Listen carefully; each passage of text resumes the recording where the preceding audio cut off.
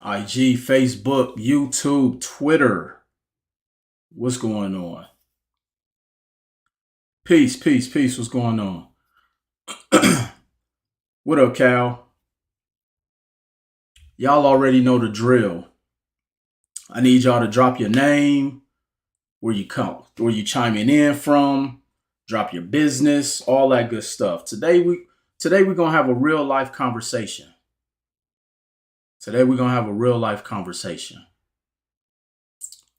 I want to talk to you guys today about me being a professional failure.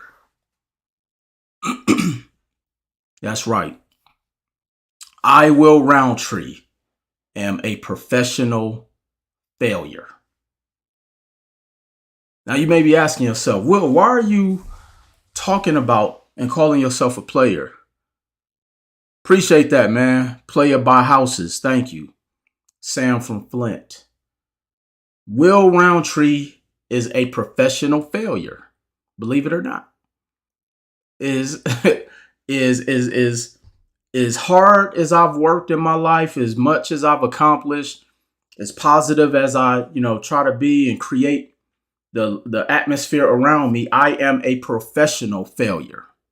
And we're going to talk about that today. What up, Brian? Okay, I see you breaking down deals. We got Bridgeport, Connecticut in the house. Smith Solutions LLC, what up? I need y'all to share this live today.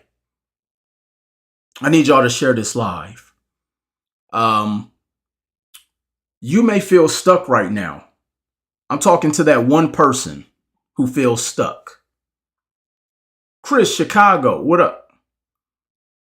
I don't know where you are in your life right now, but I'm talking to one person who may be on one of the platforms. I'm speaking to 4 different platforms: Instagram, Facebook, Twitter, and YouTube. Thank you. Appreciate you guys enjoying the content. I'm speaking to that one person out there who feels stuck. I want to take you on this journey where I was a professional failure. Take this ride with me. It may help you.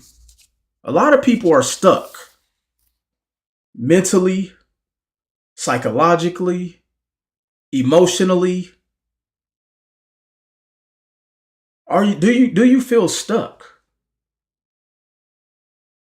I Will Roundtree was a professional failure for many, many, many, many, many years. Actually, I still am. I admit it. I'm guilty. I Will Roundtree am a professional failure. But here's the thing.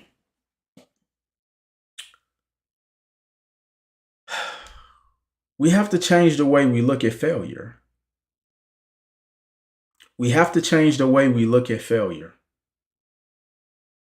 Yes, I do feel stuck in certain aspects of life.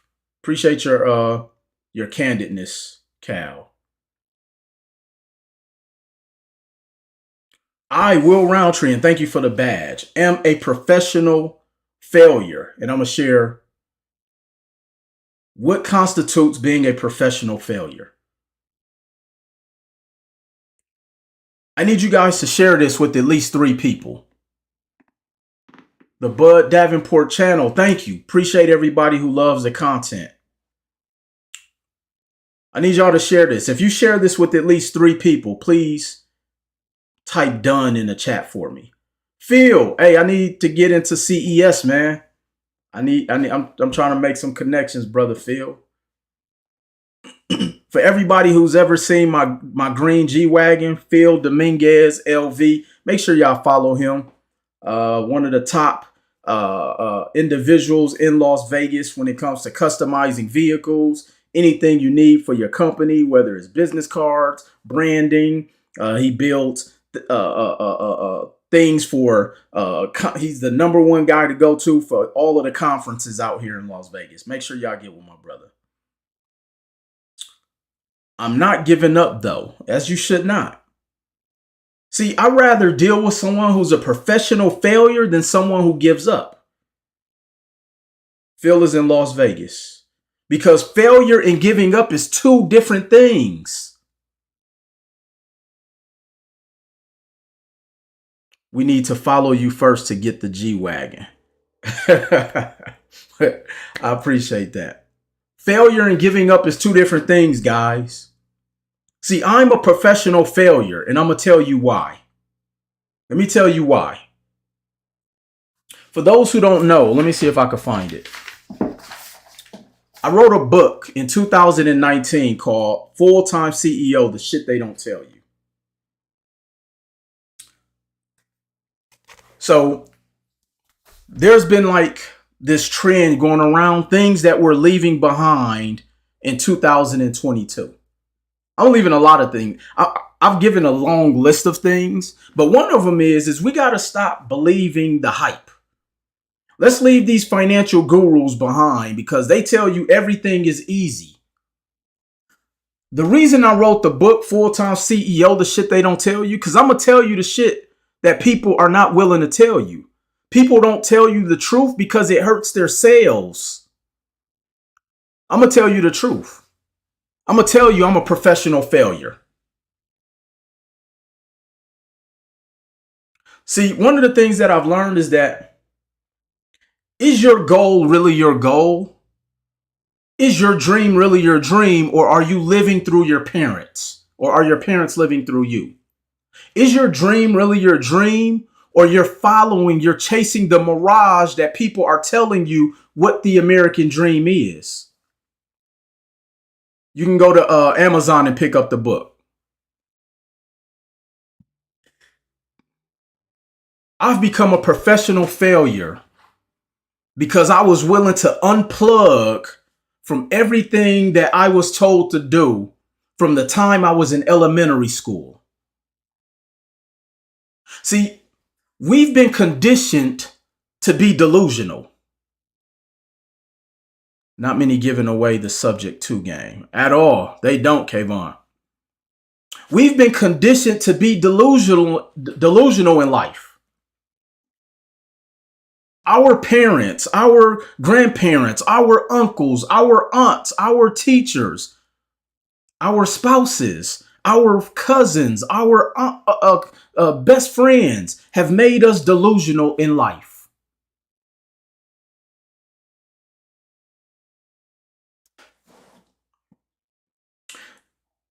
Our loved ones have hurt us the most.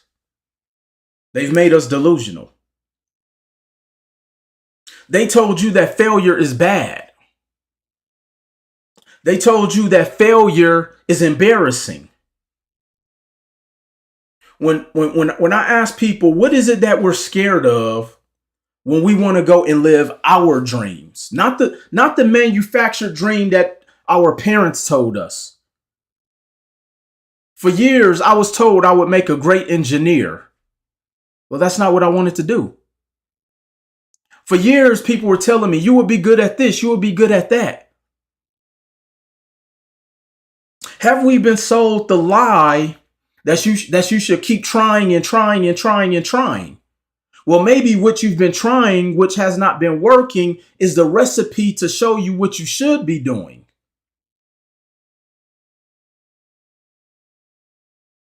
We've been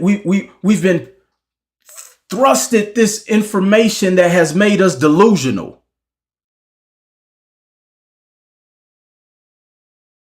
I wrote down a couple notes. If you are comfortable today with what you were comfortable with yesterday, you are in trouble.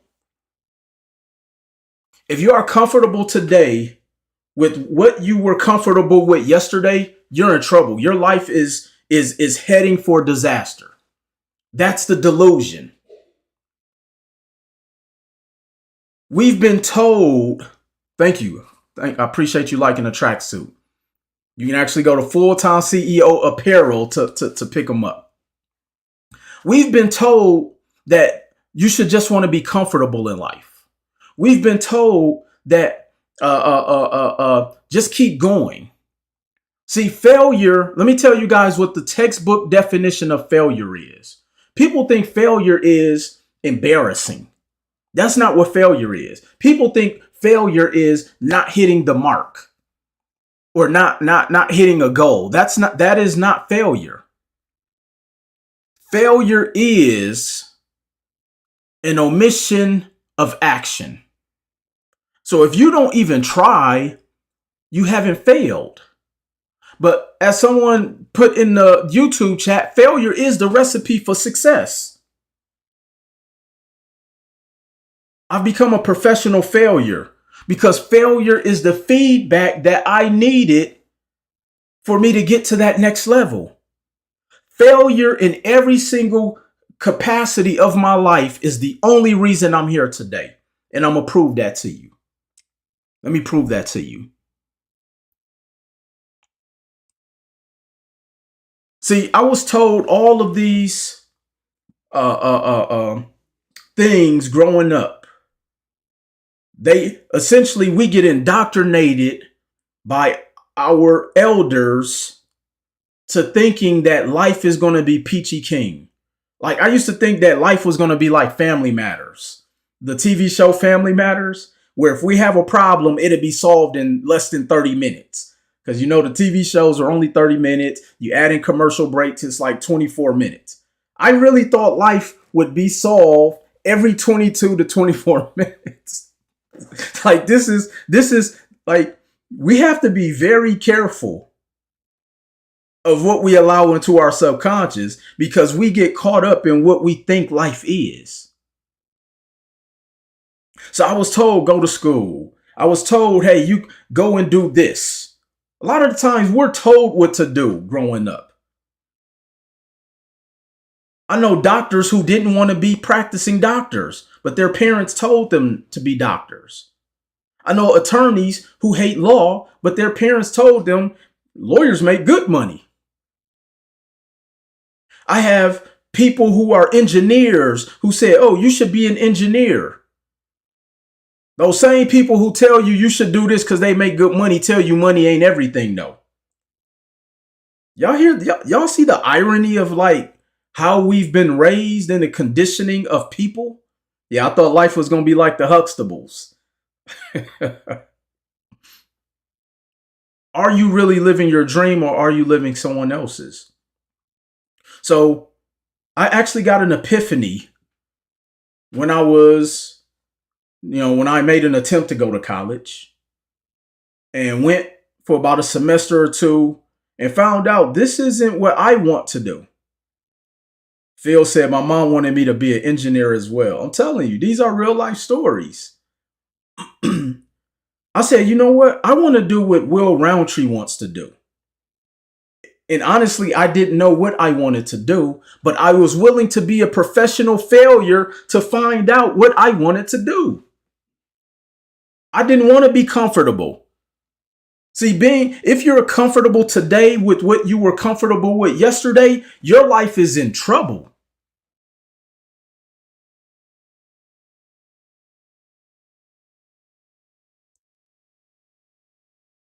With motion, there is friction. When you're willing to move and stay moving in order to figure out, and the only way you can figure these things out is by failing, it's going to be friction involved. See, often when I talk to people and they tell me, oh, I'm going to just go and try to figure my life out. And I'm like, what is it? How can you figure it out if you don't have data? Failure is data. Like, think about this. When you fail, it gives you data for you to recalibrate of what didn't work. So now you know what to stay away from. Failure is your feedback. If you don't fail, there's no feedback. I became a professional failure.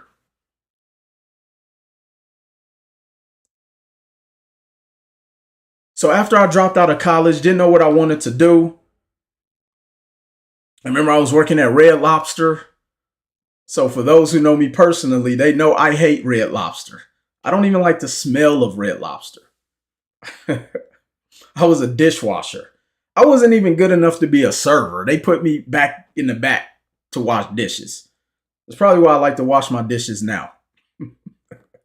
So I worked at Red Lobster, and I remember I was with my cousin one day.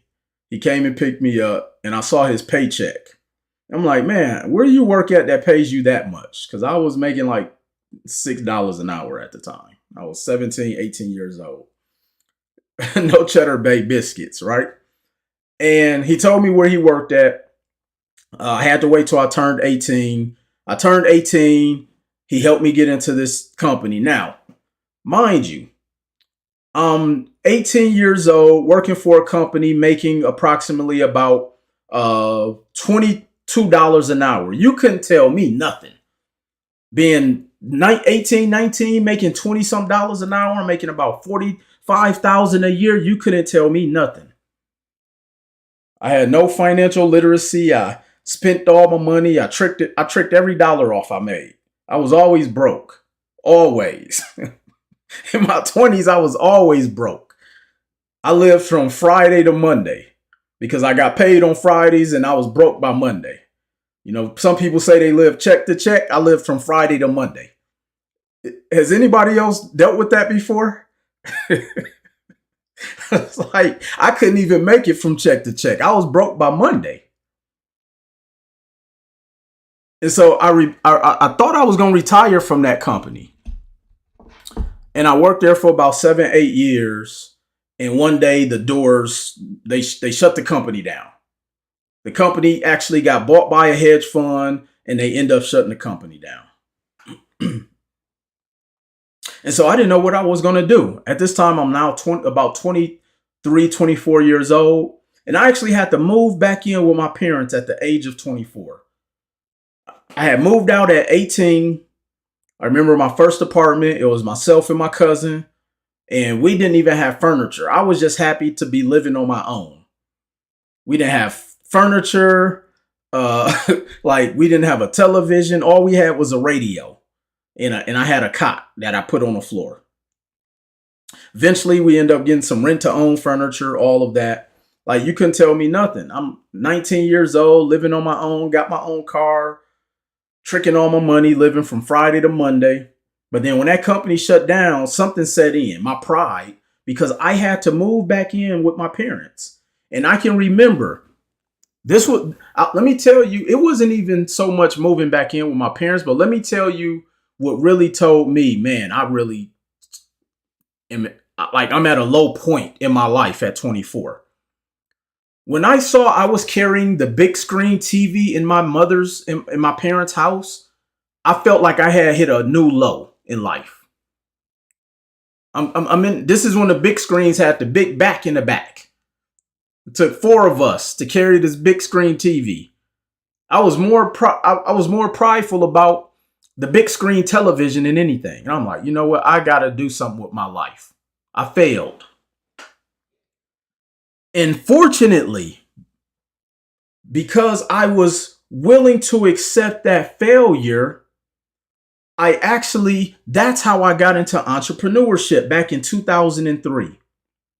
I actually ended up joining a network marketing company.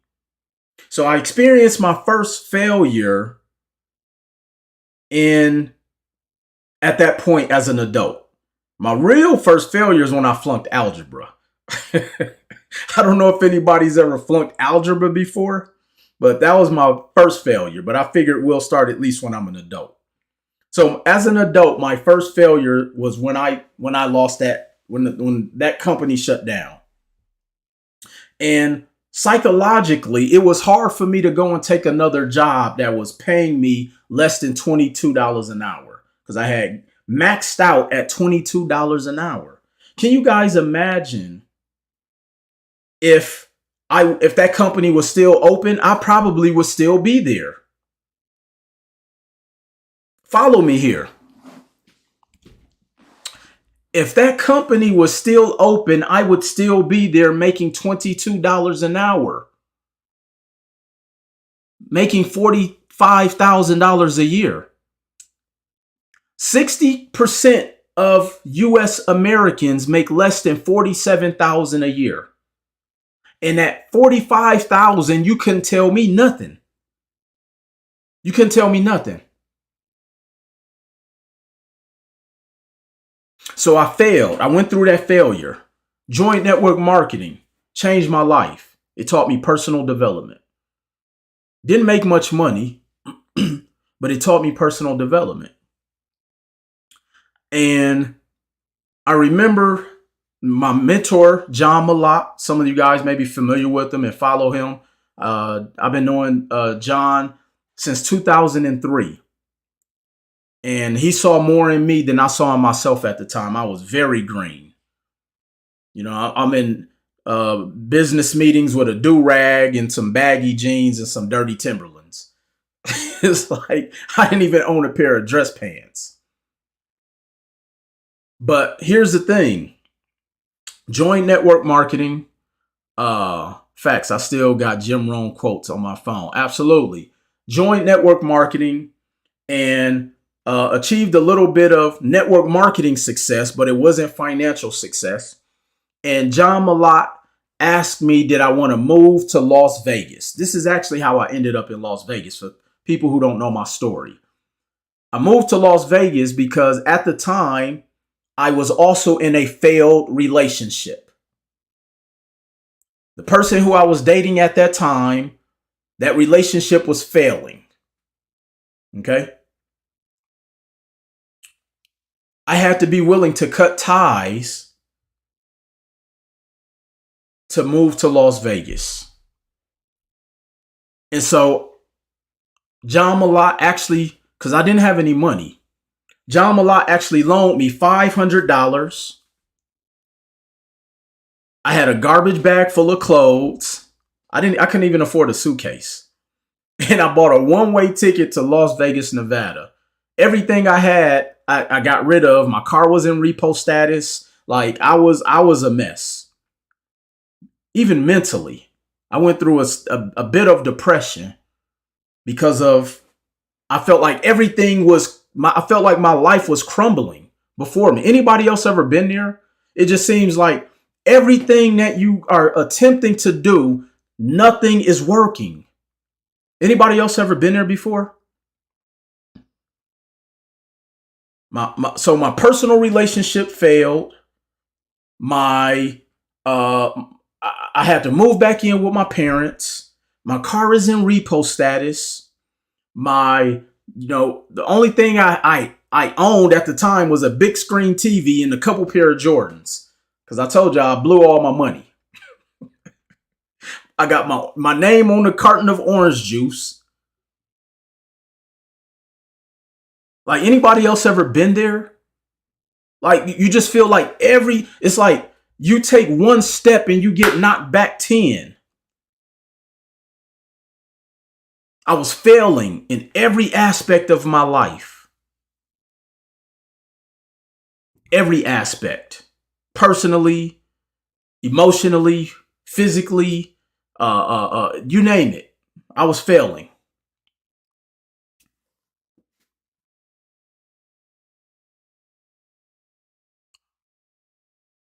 So I moved to Las Vegas. Mind you, only have $500 to my name. And I was renting a room. Well, they let me stay there. And here I am, 25 now, going on 25, and I'm sleeping on the floor in this guy's house who I met through my network marketing family. I'm sleeping on their family floor in the guest bedroom. And I actually had remorse about leaving Milwaukee. I'm like, damn, did I make the right decision? And so I moved out there. I moved to Vegas October 5th, 2005. I get a job around, I think it was maybe January.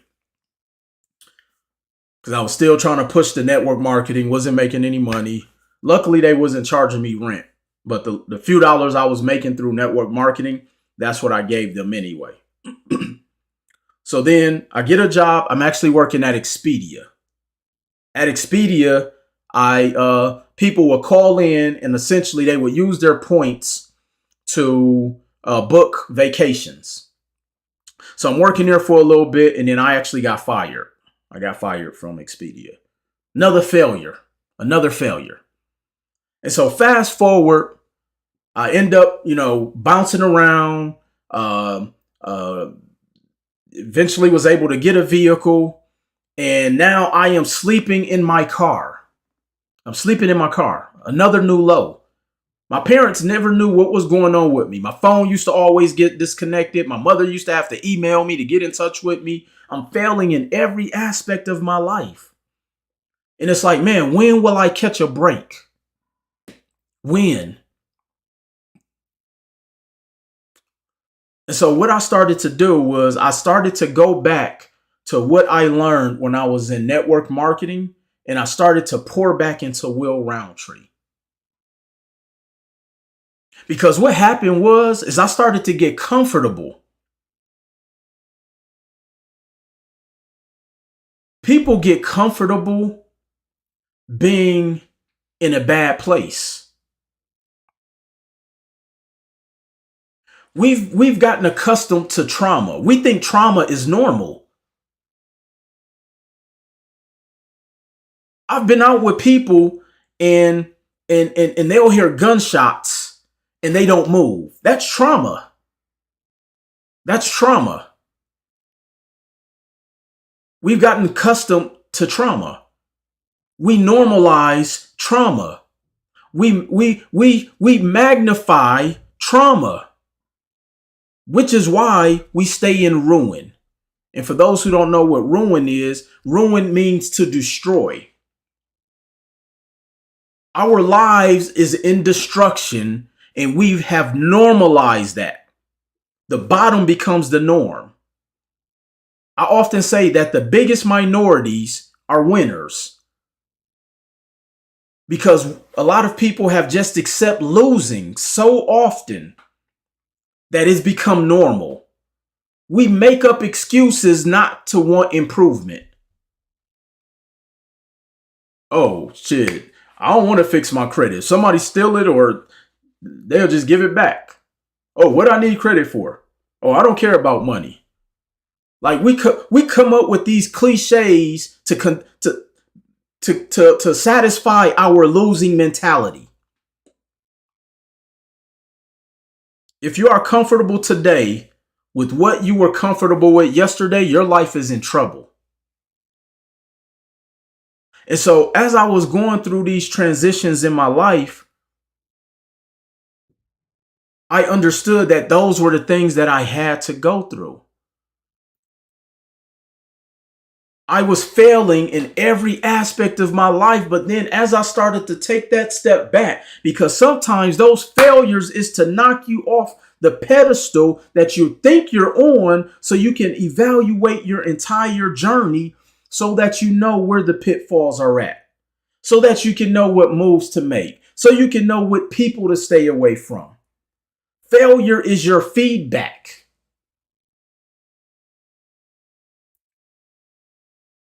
See, a lot of us just been so busy running that we run into a trap. We get involved in these trap relationships. We get involved in these trap partnerships. We get involved in all of these things that are traps, even financially. And we wonder why our life is in ruin. But then we stay comfortable. We want to play it safe. We scared to sacrifice.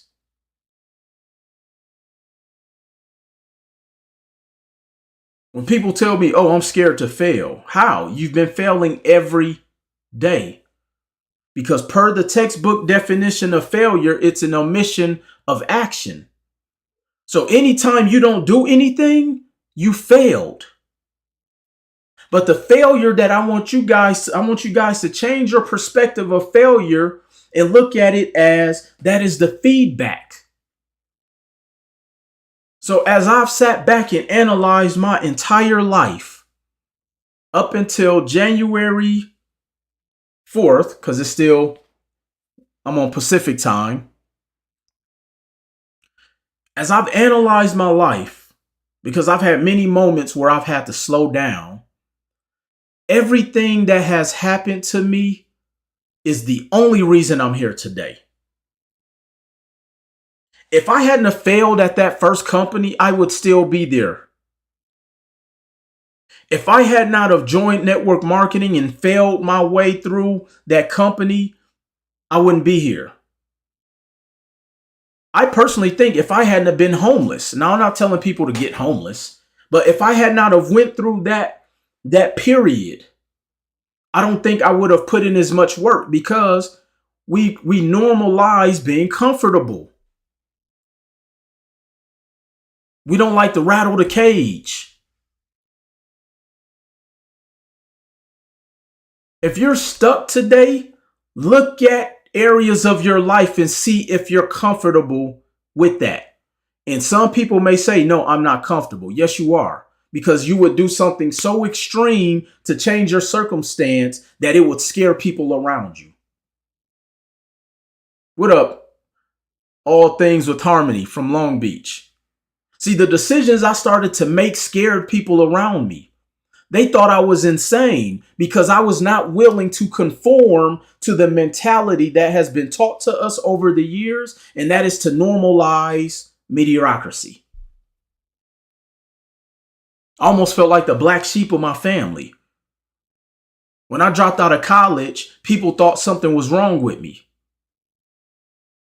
When I moved to Las Vegas, people thought I was crazy. They thought I was losing it. Well, I kind of was. I was in a bad place mentally. But it was the level of uncomfortableness that I needed at that time. I needed that friction. Because I often tell people rock bottom teaches you something that nothing else can teach you. Here's a reality check. Your kids do not motivate you. Your spouse does not motivate you. Money does not motivate you. The only thing that will motivate you is your ass getting hit with something that forces you to change. That's the only way you change. The only way. The only way you change is when something forces you to change. There's nobody in your life that can motivate you to be better. Nobody. Except you. Now, I often hear these relationship experts online and everybody's fighting with each other and they're like, oh, you don't motivate me. You don't pour into, you don't do this, you don't do that. Only you can do that for yourself. Now, I often tell people the only way you guys can thrive together is you have to learn how to be each other's peace. But that person cannot make you happy, nor can they motivate you. That's within you. You've normalized being comfortable. That's why you're unmotivated.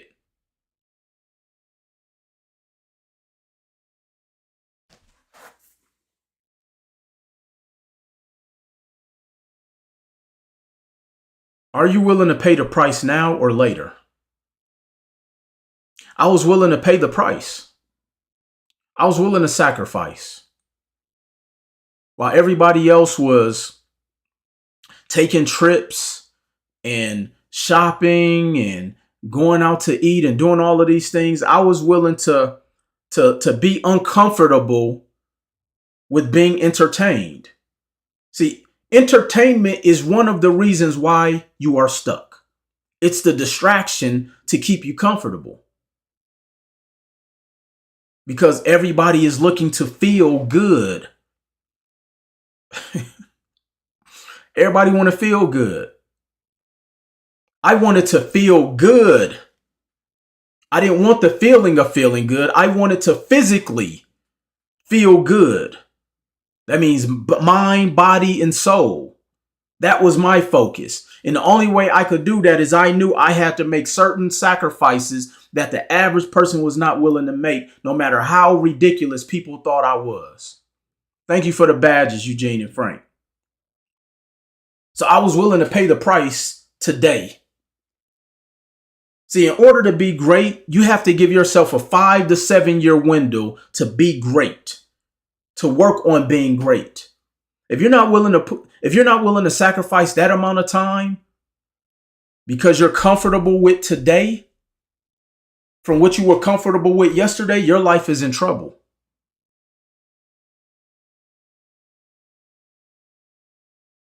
You are so on point. I'm going through a bad relationship and living in my truck. You are hitting home. Trust me, I've been there. Everything you guys are going through, I went through 10 times. Everything. Everything. I'm not above life. I just know how to failure by design, because that is the only way you learn.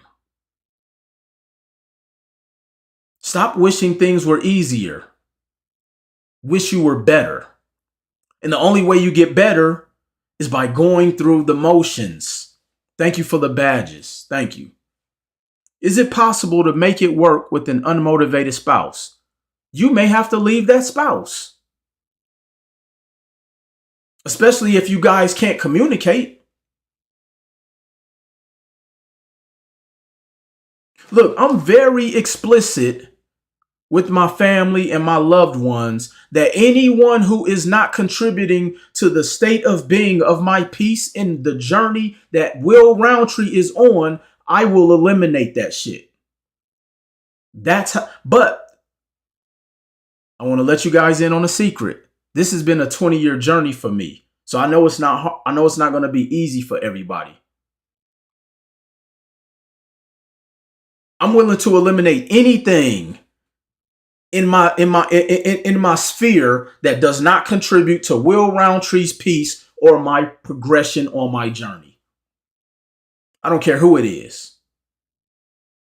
A parent, a spouse, family, cousins. It don't matter.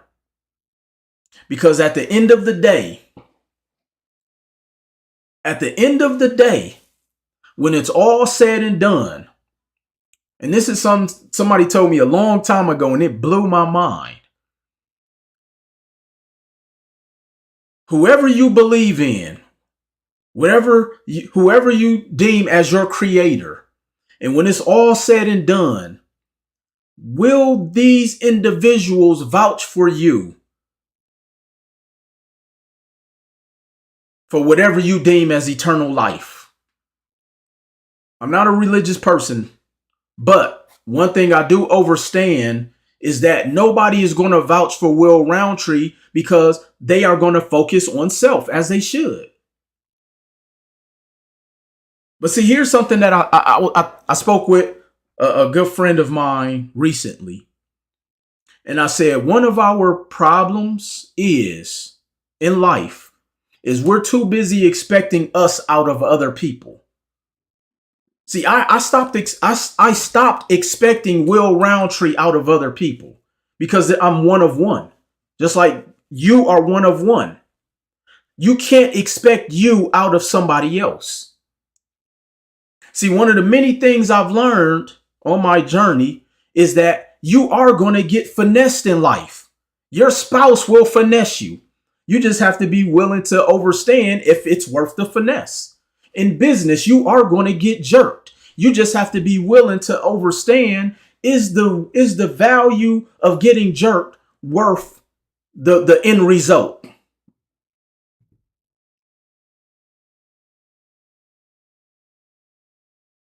You will go through disappointment, but who based up, you have to look at, is the person who is in your life that's going to disappoint you at some point in your life, are they worth it?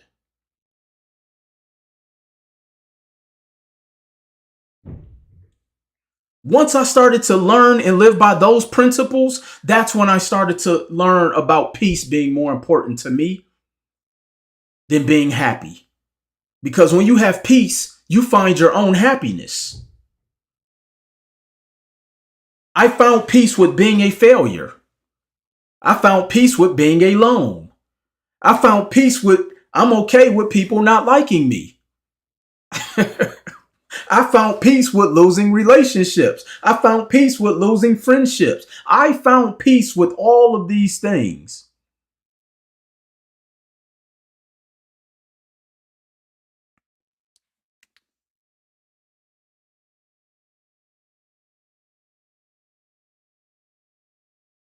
See, the word plan ahead is an acronym that I broke down. I'm going to break this down for you guys. See, everything I do, I plan ahead. So the first word, plan. The P in plan stands for predetermined plan of action. I had a predetermined plan of action of what I was going to do. So going back to when it comes to dealing with people, because a lot of us feel we're stuck because of people. You just have to be willing to predetermine, is this your person you're willing to be stuck with?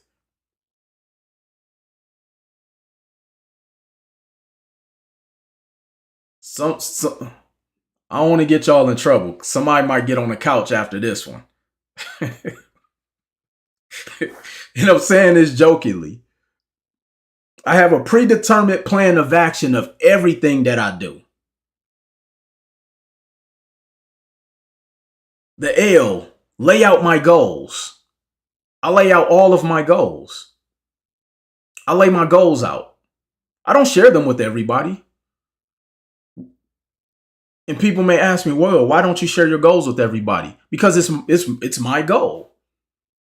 People don't care about your goals. Let me give you a reality check. As harsh as this may sound, your spouse does not care about your goals because it's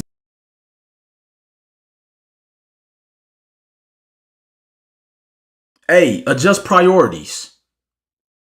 See, I had to learn what was priority for Will Roundtree. I stopped focusing on pleasing people because at one point my priority was making other people feel comfortable. So I dimmed my light. I fell in line. No. I adjusted my priorities. My priority was what makes Will Roundtree at peace. What up, nephew? I see you, man. What makes Will Roundtree at peace?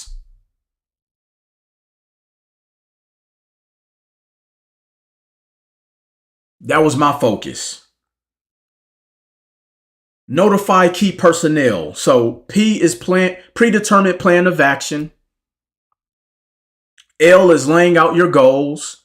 A is adjusting your priorities. N, notify key personnel. That means who is in your life that matters to you that is on this journey with you.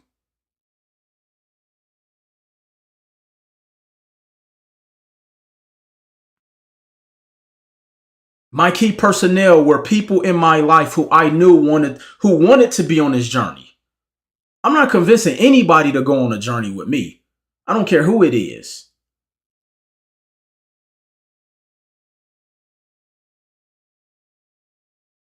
Look, I've never claimed to be a relationship expert. Not even close. Because I've had many failed of them too. But I do know this is what I do know. We assume that person is supposed to come with us. We assume our day ones is supposed to come with us. We have to stop assuming that. We have to stop assuming that you're going to get you out of somebody else.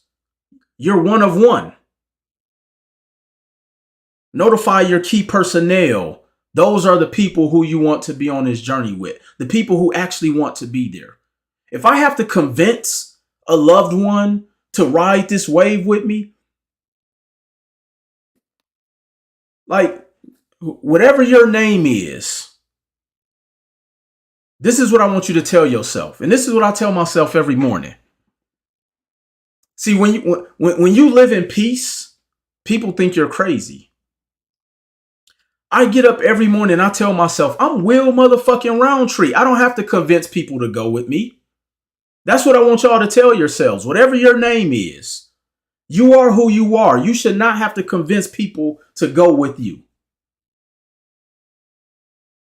Period. I don't care who it is.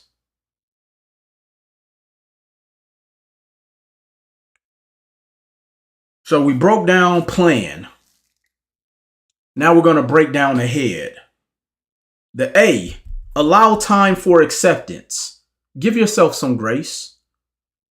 I just told you guys, your road, your path on your journey is a 5-year path. It's a 5-year journey. Give yourself some grace. Yes, I do have a website. It is follow me on Instagram at Mr. Will Roundtree, and you'll see the link in the bio. Mr. Will Roundtree, and you will see the link in the bio. Allow time for exceptions. I always tell people, give yourself some grace. Can you imagine all of the trauma we've had to deal with within our lives? Just told my girl she got to bounce, Will. Yo, let me tell y'all. When I was living in Milwaukee, and at the time, like I told you, I was dating this girl, and the relationship was on its, not even the last leg, on its last toe. And when I left, I didn't even tell her. Because as I started to think back, that scenario was toxic to my journey. But here's the part that was interesting. It hurt like hell when I left that behind. As toxic as it was, it hurt. And you want to know why? Because I normalized the toxicity. I normalized the drama, the trauma. And when you understand that change is uncomfortable, change hurts. When there's change, there's friction. It was supposed to fucking hurt.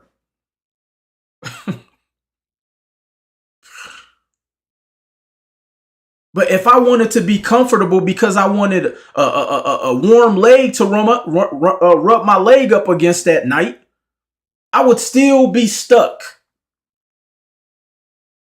Think about that. A lot of people are so scared to go on this path by themselves, they are willing to be miserable and stuck. So going back, if you are comfortable today with what you were comfortable with yesterday, your life is in trouble.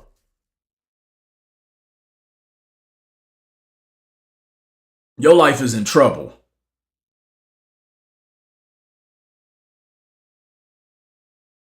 I've endured everything that you guys probably have went through times 5. I got a million stories for y'all. Be on the lookout for my book. One of these days, my real book gonna come out. The hardest thing to do is normalize the best thing to do. Frank, you speaking. The hardest thing to do is to normalize what is best for you. Allow time for acceptance. We've been through so much trauma just as human beings that we feel we don't even deserve. And I hate to use the word better, but we feel we don't deserve to go after what we want. People will criticize you for wanting greatness. And then when you demand greatness out of the people who are close proximity to you, they make you feel ashamed for holding them accountable. I cannot be around people who are not willing to be held accountable to the level of greatness on where I want to go, especially when you told me you wanted to be great too. I can't want it for you more than you want it for yourself. We got to cut ties. We have to. You're interrupting my peace. Allow time for acceptance. The H. Head into action. See, a lot of the times we get stuck in life because we just stop moving. I often share the story about when I was, don't leave out staying for the kids. Frank, hey, I'm going to do a whole nother live about that. That might spawn a new podcast. For real. Head into action. See, I remember, and I've told this story before. At one point, I joined cross country because I didn't make the basketball team. So I figured I'd do Whatever sport that would take me, I'll just join that. so I joined cross country. They was taking anybody. And I remember being at a track meet, and my coach was seeing I was struggling because I was not like a runner. That was never my thing. What's the other letter meaning real quick? So plan, P stands for predetermined plan of action. L, laying out goals. A, adjust priorities. N, notify key personnel. A, allow time for acceptance. And this is on the head. And H, where we are at right now, head into action. And so I was in cross country, and my coach saw I was struggling. And he jogging next to me because I was not a fast runner. And he said, Will, let me give you some advice. Whatever you do, do not stop moving. I don't care if you walk across the finish line. I don't care if you crawl across the finish line. I don't care if you roll across the finish line. I don't care if the race is over. If it takes you an additional hour to get across that finish line, don't stop moving. And the reason a lot of people get stuck is because they don't head into action because they just stop.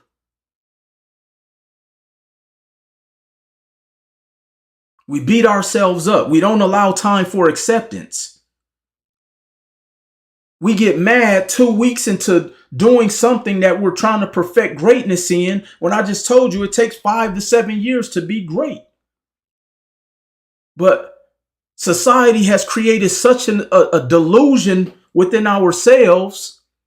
Going back to the Family Matters scenario, if our problems isn't solved in 22 minutes, we think it's impossible. Life doesn't work like a 30-minute sitcom. This is even why I stopped watching television for a while. It desensitizes us. Eddie Winslow can go and rob a bank, go to trial, but then within 30 minutes, his life is all good. That's not reality. If you rob a bank, your ass going to jail, especially if you get caught. But we've become so desensitized thinking that life is supposed to be solved like that. And that's just from watching television. Can you imagine all of the other worldly distractions that happen around us? This is why I don't listen to some people's podcasts, because they get on there and tell bullshit to make life seem peachy keen so they can sell their products and books and go on all this other stuff. No. I live in the world of reality. 97% of people don't. I know life doesn't get solved in a 30-minute window. I often tell people I didn't make money for 6 years. This is why I say keep your job as long as you have to. Head into action. Don't stop moving, whatever you do. Period. I don't care how slow you run. Stop judging your speed to somebody else's speed. They probably been working for 10 years prior to you starting. I don't care what nobody at in their life in my space, because they ain't me. I'm running Will Roundtree's race. My blinders are on. Period. E, expect problems. Expect problems. The E stands for expect problems. Like I mentioned earlier, in every single relationship, you're going to get finessed. Your girl is going to finesse you. Your man is going to finesse you in some kind of way. But you have to be willing to understand if that finesse is worth the value of that relationship.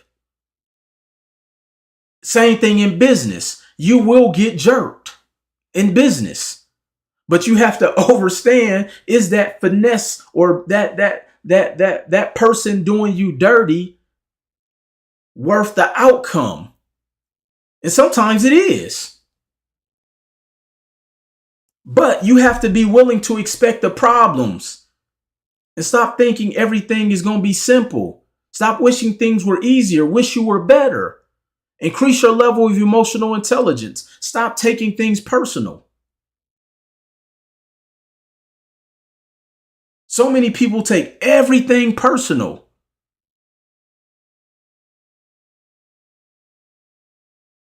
When I have people in my life, friends, relatives, or whoever, and they get upset because they don't get a text message at a certain time of the day, I stop dealing with them type of people because they take everything personal. Like, you're taking personal something that you don't know what I'm going through. You initiate the contact. I could be sitting at home depressed, but you assuming that my life is perfect. So you take it personal that you don't hear from me at a certain time, or I didn't say, like, we have to stop taking things personal. We too damn emotional. People, you can't even post on social media nowadays with everybody thinking you talking about them. The only reason you feel somebody talking about you because that's fucking you. If somebody posts something online and it makes you feel a certain way, that's you. Like, it's no way around it. If you get super emotional about somebody posting on their page, that's because you felt that because that's really you, even though they're not talking to you. So we have to learn to expect problems in life, but we got to know how to deal with it. Increase your level of emotional intelligence. Stop taking everything so personal. See, one of the many things I've learned in my life, when I work with people, I don't care what they say about me. I don't care what the internet says about me, because I don't take it personal. A lot of the times people who talk about other people for no reason is because they don't like where they are in their life.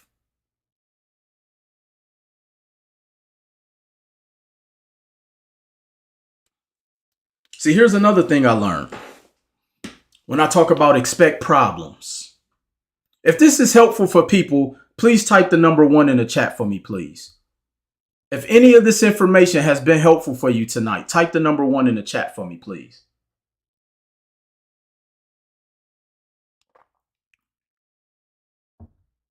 Frank said, I'm not a rapper. I will mention your name if it's about you. Like, I'm too busy being happy and living in peace to be worrying about another man or another woman who I don't benefit from their life and they don't benefit from my life. So I don't get caught up in the chatter. So here's something I want to share with you guys. So let's take 2 friends or a couple. Okay? You have 2 friends or you got a couple, because this scenario works in both formats. Appreciate that. Thank you. Said biggest mentor, real as they come. Thank you. I appreciate that. I'm up, y'all. I changed my schedule. I now work out at night, so y'all might be seeing me at nighttime a lot. So don't mind me. But anyway. So if 2 people are into it, okay, 2 people are into it, and we're still on expect problems. If 2 people are into it, usually it's a third party that caused that issue. Let me say that again. If 2 people are into it, a couple, 2 friends, it's usually a third party that caused that friction. But that friction is caused by that third party because somebody was in their ear. Somebody. Oh, you gonna let him talk to you like that? Oh, you gonna let her talk to you? Gonna let her treat you like that? Shit, that couldn't be me. You deserve better. Oh man, like, and it don't even be intentional sometimes. But people are so used to living in problematic and traumatizing situations, and we've normalized so much trauma that we will let somebody influence us subconsciously to create problems where there's no problems. And sometimes that third party person is not always necessarily a third party person. Sometimes that third party person is yourself. See, we have a conscious and unconscious side of us. Sometimes that is that unconscious side of us that is that third person that is creating that friction between two individuals. So if we take that exact same scenario, and when there's an issue with you in your conscious, it's your subconscious telling you you deserve better. You can't accomplish that. You gonna try real estate? What if you fail? What if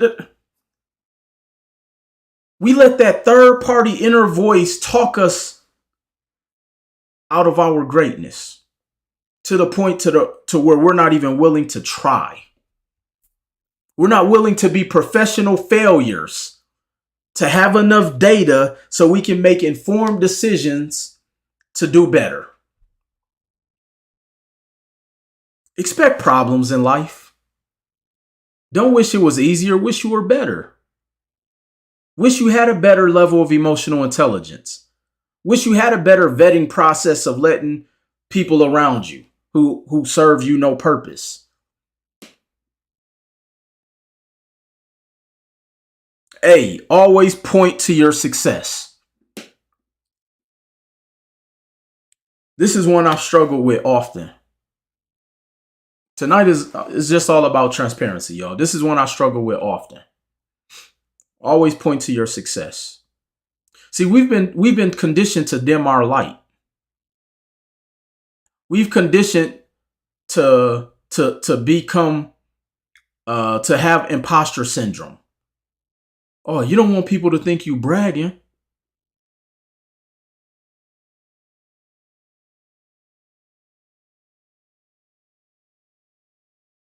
I was speaking with my team today.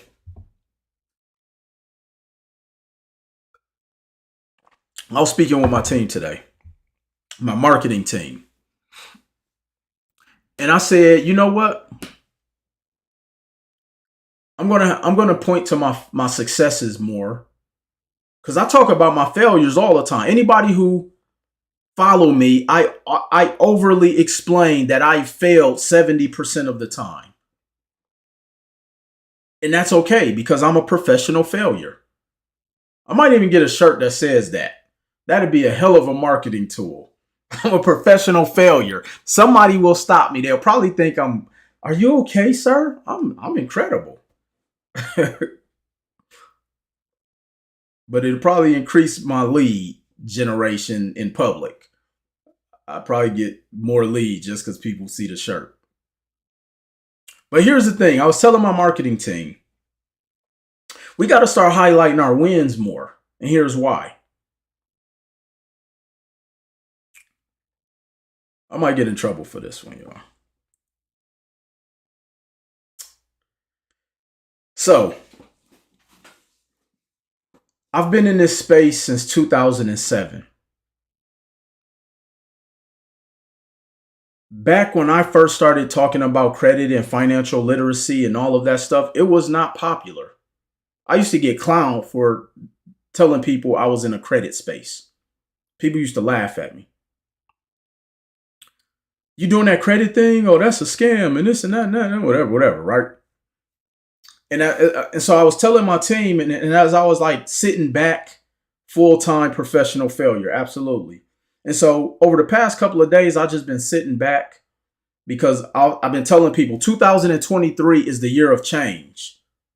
We have to be willing to change. And I'm actually going to break down some things about change. This is the year of change. But with change, we also have to want improvement. Because without improvement, it's really not change. You're just going through the motions.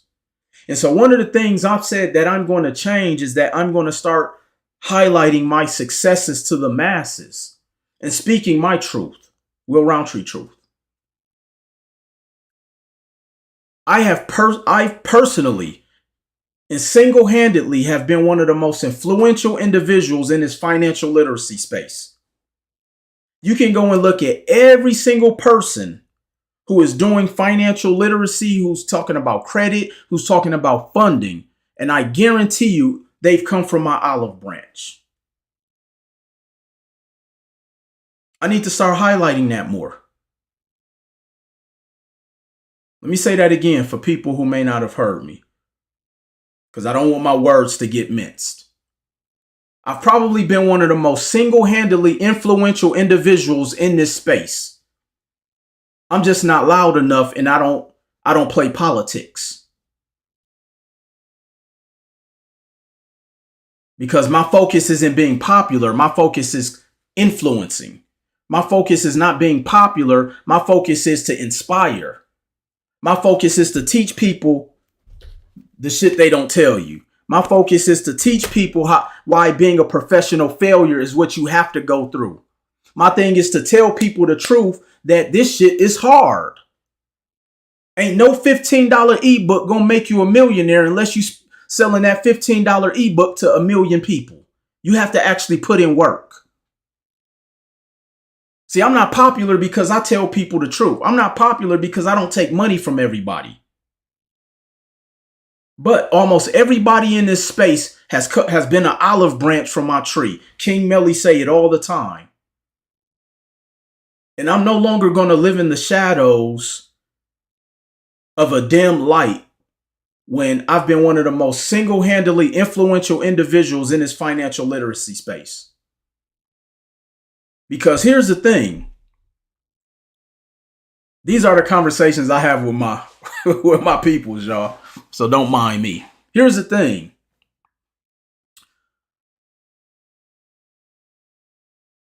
People have been peddling financial literacy, and it's not financial literacy.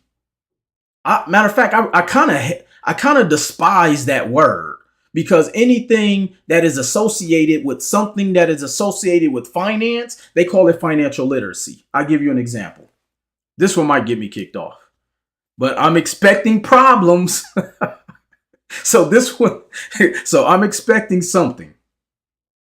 Okay. When they hire these celebrities for like these initiatives, that's not financial literacy. They're selling you a product that's associated with their product. Let me say that again. When these celebrities get hired by these banks to promote their product, that is not financial literacy. Name me one program out there that any of these celebrities that have been tied to that actually moves the needle. I'll wait.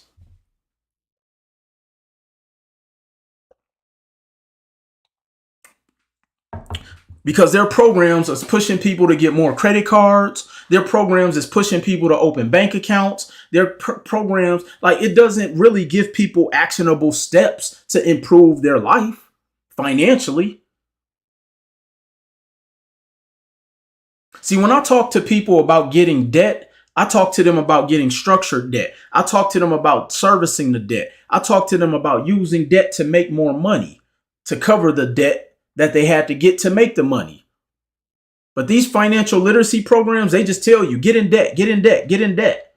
That's not financial literacy. That's financial destruction. So I'm going to start pointing to my successes,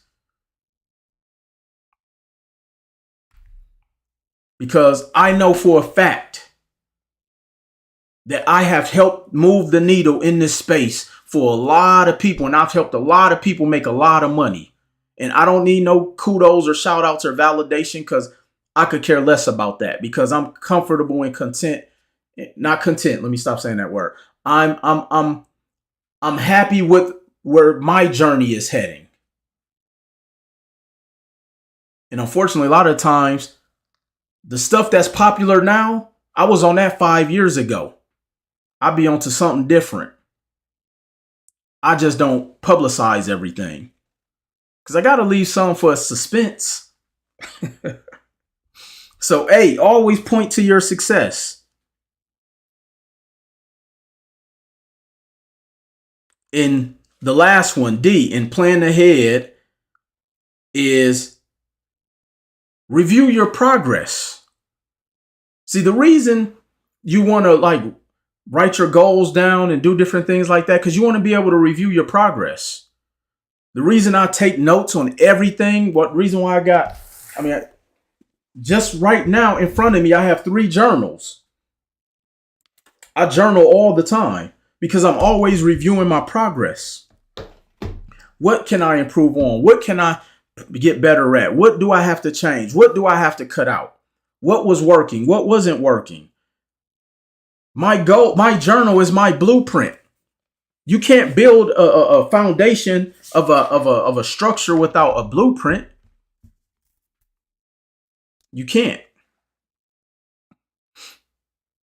Plan ahead. Everything that you do. All right, I'm gonna leave y'all with what was the H? Head into action. H was head into action. All right, last thing I'm gonna give y'all, because then I gotta go get on TikTok.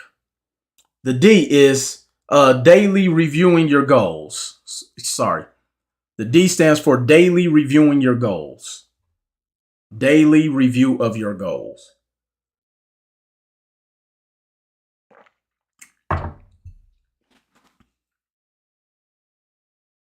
Hey, yo, Will, that script you writing, they can't read it. So, in my closing thoughts, 2023 is the year of change. Somebody type that in the chat. This is the year of change. Are you really willing to change? Because here's the thing. Most people are who they are. The only way you change is by making improvements, not by saying you're going to change. Going to a conference doesn't make you change. Joining a course does not make you change. You're going to have to want improvement. And with improvement comes friction. With improvement, you're going to expect to have problems. With improvement, you got to lay out your goals. With improvement, you have to allow time for acceptance. Are you willing to say, look, I know this is going to be a 5 to 7 year journey, even though it may take you 2. But you got to expect the predetermined plan of action that it may take 5 to 7. What you going to be doing 5 to 7 years anyway? If you're not willing to make change and improvement, you're going to be in another 5 to 7 years of toxicity and destruction and financial ruin. People have become so delusional with being in a losing mentality that they're okay being in a losing mentality. When people tell me they don't care about the betterment of their life, I stay far away from them. Why would you not care for the betterment of your life? People like that to me are delusional. When you don't care about the betterment of your own life, that's delusion. We got to start calling that out. Because another person's delusion will have you second guessing yourself. I don't have time for that. I got big, bodacious goals to accomplish. I'm evaluating deals out of the country. This is what I'm working on. I'm writing curriculums for colleges and high schools. I got another 5 to 10 books in me I got to write. I got a whole community of people that I want to give some real financial literacy to and not just go get a credit card.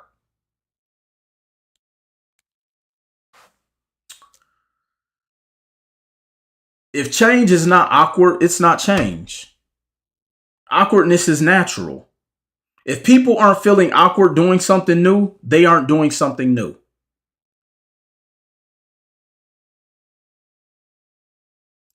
When I go to the gym, whether I'm working with my trainer or I see other trainers in there and the client is like, man, this is hard. And he's like, good. It's supposed to be. You coming back tomorrow or what? Because it's going to hurt even more tomorrow. In order for your body to transform, that shit will be awkward and hard. Think about that. In order for your body to change, that shit is going to be awkward and it's going to hurt. It's going to hurt. If you're not willing to endure that, then just stay your ass at home. If you're not willing to endure the awkwardness of changing and creating improvement, well, stay miserable. See, we got to start telling each other the truth, y'all. Too many people walking around here in a state of delusion, thinking things are going to get okay. I'll manifest my way to a better day. It doesn't work like that, yo. It does not work like that. People, and I often say this, people have constituted manifestation, and all that is wishing. And as my mother used to say, if you believe that, I got some swampland to sell you. See, we hear these terms on the internet, manifestation. People weren't using that back in 2005. We were saying you got to work. you have to put in the work to see the results. We didn't use words like manifesting. Oh, I'm going to manifest my way to winning the lottery. That's why when I say the word manifest, I always cross my fingers, because that's really essentially what you're doing.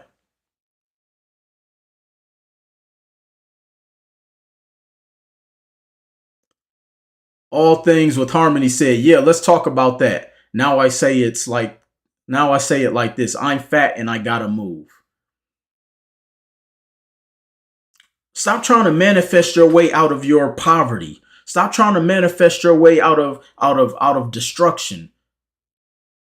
You got to get uncomfortable. You're going to have to go through the feeling of awkwardness to actually improve so you can really change. Going to a motivational conference is not going to make you change. They tried to switch manifest instead of saying I'm praying. Yeah, same thing. But even in the Bible, it said faith without works is dead. So you still got to work. I don't care who you pray to. If you don't get up off the couch, you will not lose weight. If you don't get up off the couch, you will not make money. I don't care how much you manifest. Who's that used to come? Publishing Clearinghouse with the big check. Y'all know that was marketing. Nobody's coming to your house with the big check. You got to create it. If change is not awkward, it is not change. Awkwardness is natural.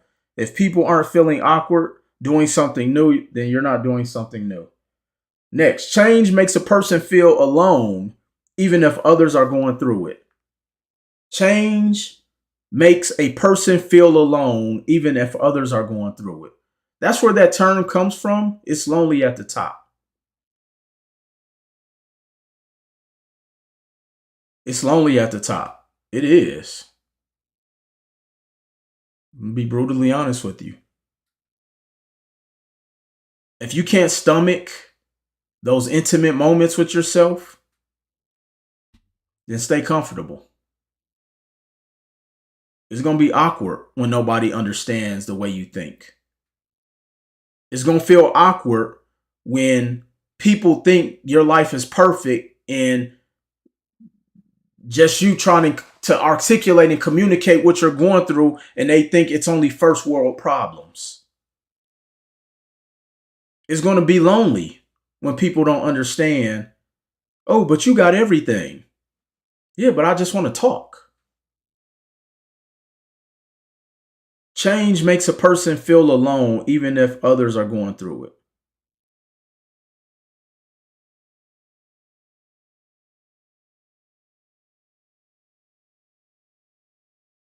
It's easier to turn failure into success than an excuse into a possibility. It is easier to turn failure into success than an excuse into a possibility. I stopped making excuses because When you become a professional failure,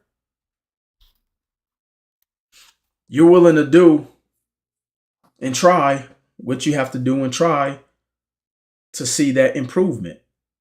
Because you can only improve when you have the right data to make that improvement.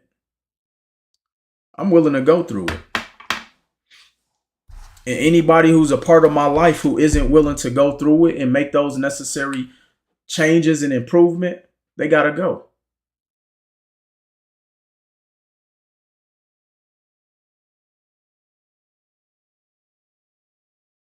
There's some family functions I'm not invited to.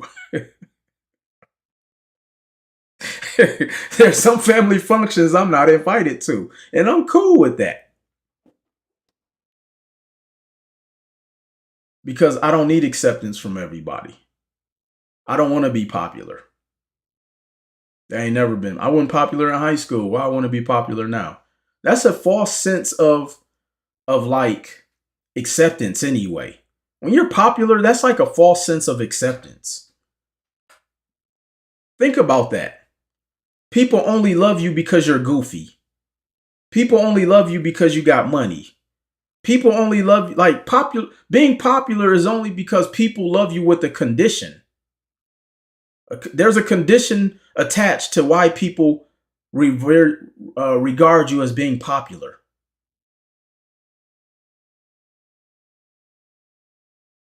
Think about it. Somebody said, I'm not missing nothing at those family functions. I don't want to be popular. To be popular, you got to play politics. I don't do that. Because when you got to play politics, you have no peace.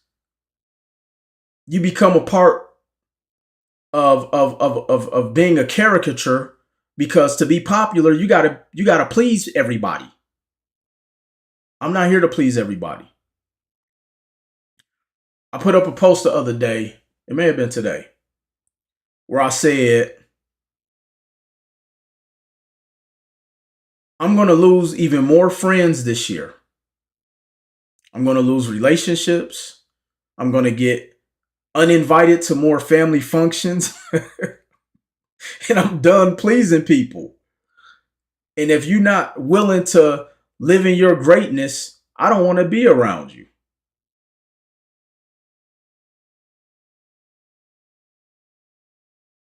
I'm willing to sacrifice and go on this journey by myself than to be around people where I have to become a caricature to be popular. Anybody who know me personally, they know I don't do the politics. I don't play the gossip game. Don't come to me gossiping about people. I'm not about to gossip about other people. I could care less.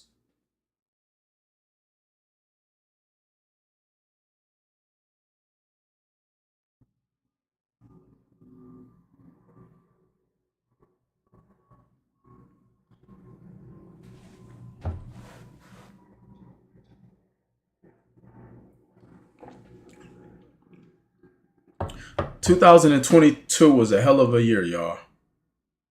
It was a hell of a year. And I lost a lot.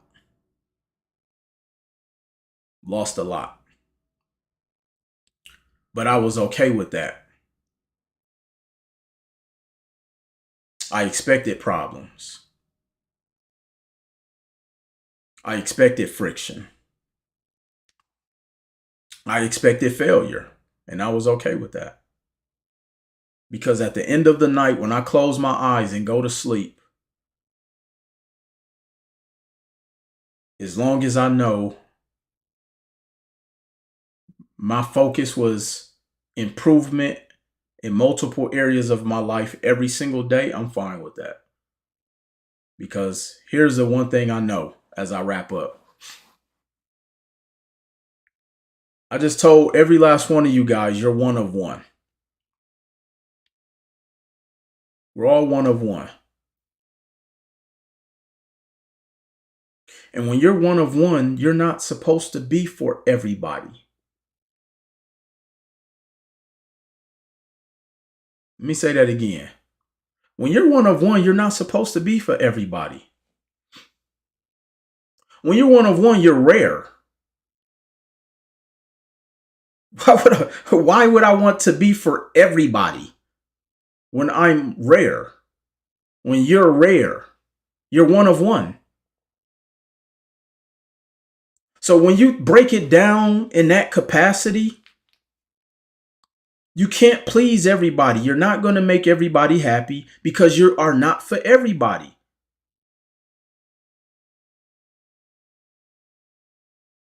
I'm rare.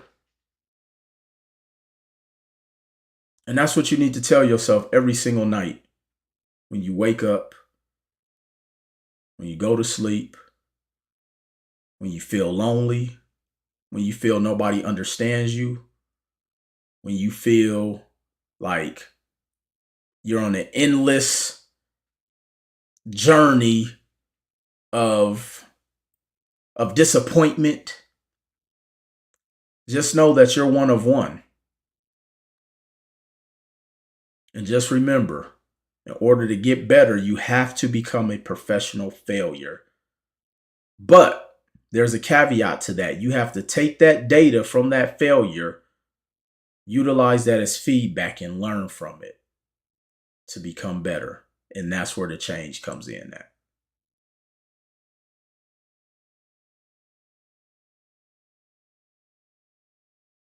So I appreciate y'all tonight. Honestly, when I hopped on live, I didn't know what direction this was going to go in, but I know that there are people who are going through a lot right now, and people are scared to death. You know, people are wondering economically what's going to happen. People, and here's the thing that I do know. Thank you, Daniel. Here's the thing that I do know. A lot of people don't have people they can turn to and have this level of dialogue. A lot of people, the average person doesn't have someone in their life, including their spouse, that they can talk to or get sound advice from. Because we live in a world of people who are walking around in delusion.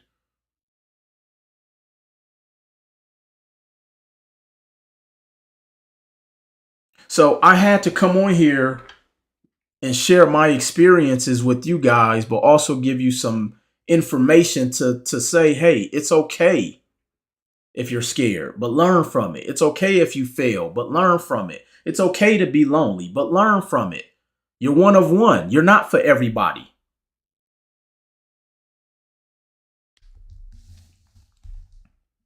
And it's okay if you don't get invited to the barbecues. I'm fine with that. But the reason I'm fine with not getting invited to the barbecues, because I can go to a 5-star restaurant. Hope y'all don't take that the wrong way. That's just my sense of humor. That's my sense of humor. But I'm being for real. I don't mind if I don't get invited to the barbecue. They probably gonna burn it up anyway. I'll go eat my 5-star Michelin steakhouse. You know, you know. So I say that jokingly, but real talk, y'all. Just, wherever you are right now in your life, just understand that don't continue in the Super Bowl. Right.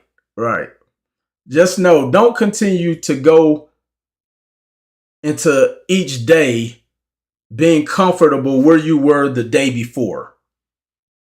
Because if you continue to stay in that cycle, you're headed for a whirlwind of destruction. So I appreciate y'all. Thank you for all of the badges. Again, every time I get on here, it's not about a pitch fest. Like, I really come on here because I enjoy just sharing my experiences and hoping that it can touch even a half a person, or touch a person halfway. Nobody's a half a person.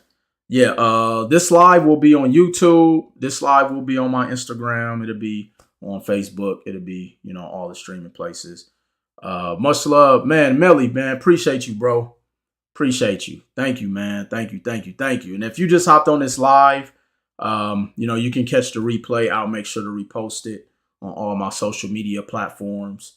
And I didn't care if one person got on here.